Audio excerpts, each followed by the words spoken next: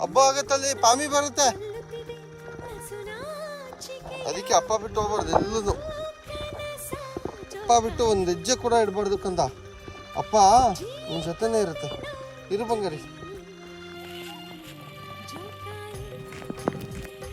ಹಿಂಗೆ ಹಿಂಗೆ ಹಿಂಗೆ ಹಂಗಲ್ಲ, ಹಿಂಗೆ ಹಿಂಗೆ ಬಾ ಬಾ.